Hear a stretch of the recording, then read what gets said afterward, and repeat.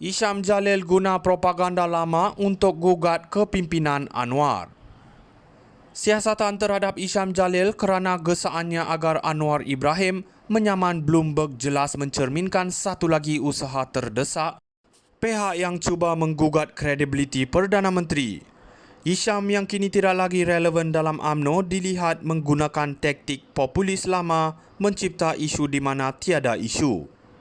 Dakwaan Bloomberg mengenai campur tangan Anwar dalam siasatan SPRM terhadap bekas setiausaha politiknya, Farhas Wafa Salvador, adalah satu langkah halus yang dimanipulasi oleh pihak-pihak yang ingin menimbulkan keraguan terhadap agenda anti rasuah Perdana Menteri.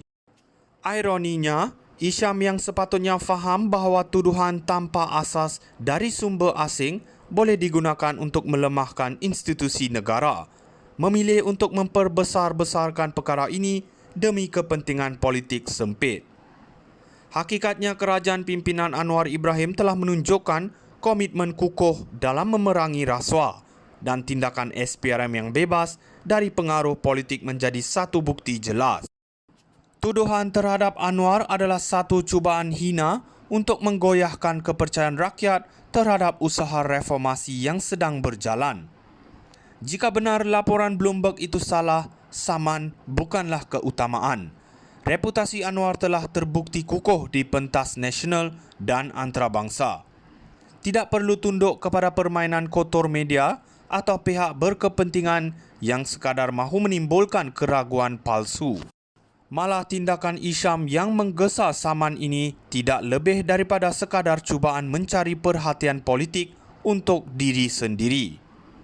Kesimpulannya, Anwar Ibrahim tidak perlu melayan naratif ketinggalan zaman seperti yang dicetuskan oleh Isham Jalil. Fokus kerajaan seharusnya pada pembinaan negara, bukannya menghabiskan masa melayan serangan politik murahan yang hanya bertujuan menggugat kestabilan negara. Isham Jalil guna propaganda lama untuk gugat kepimpinan Anwar. Siasatan terhadap Isham Jalil kerana gesaannya agar Anwar Ibrahim menyaman Bloomberg jelas mencerminkan satu lagi usaha terdesak pihak yang cuba menggugat kredibiliti Perdana Menteri.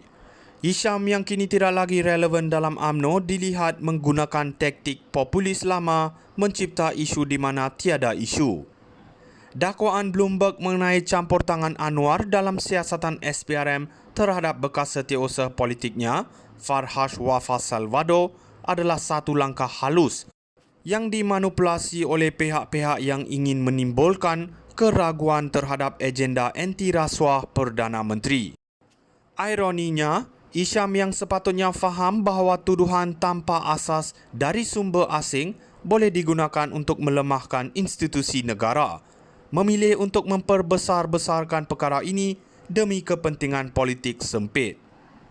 Hakikatnya kerajaan pimpinan Anwar Ibrahim telah menunjukkan komitmen kukuh dalam memerangi rasuah dan tindakan SPRM yang bebas dari pengaruh politik menjadi satu bukti jelas. Tuduhan terhadap Anwar adalah satu cubaan hina untuk menggoyahkan kepercayaan rakyat terhadap usaha reformasi yang sedang berjalan. Jika benar laporan Bloomberg itu salah, saman bukanlah keutamaan. Reputasi Anwar telah terbukti kukuh di pentas nasional dan antarabangsa.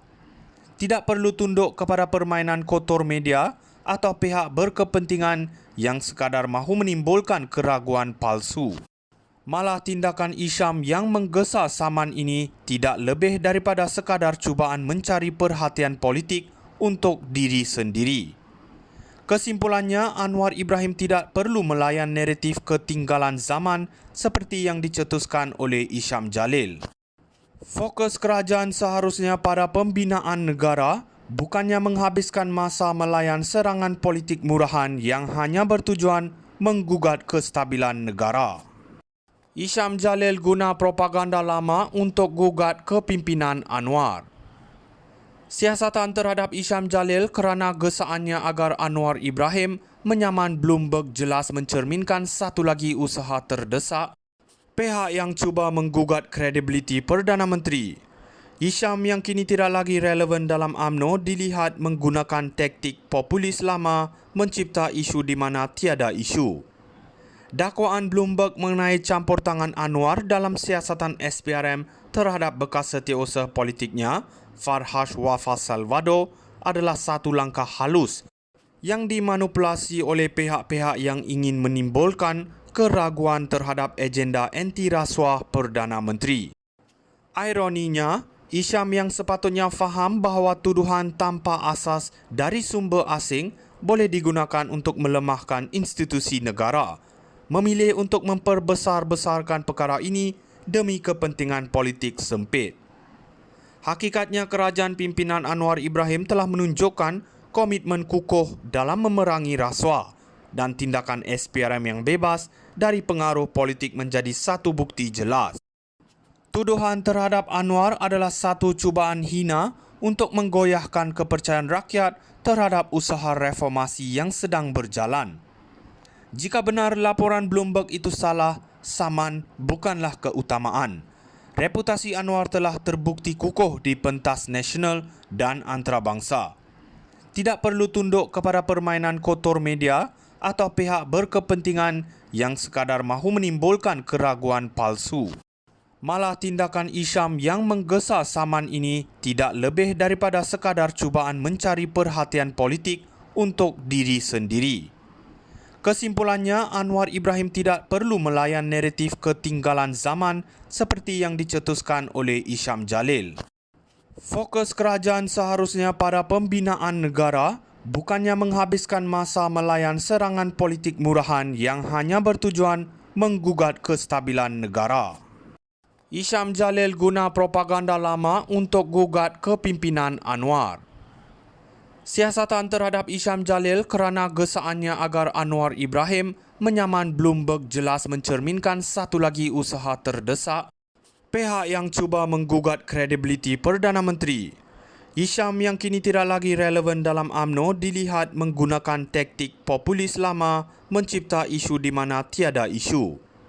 Dakwaan Bloomberg mengenai campur tangan Anwar dalam siasatan SPRM terhadap bekas setiausaha politiknya, Farhas Wafa Salvador, adalah satu langkah halus yang dimanipulasi oleh pihak-pihak yang ingin menimbulkan keraguan terhadap agenda anti rasuah Perdana Menteri. Ironinya, Hisham yang sepatutnya faham bahawa tuduhan tanpa asas dari sumber asing boleh digunakan untuk melemahkan institusi negara,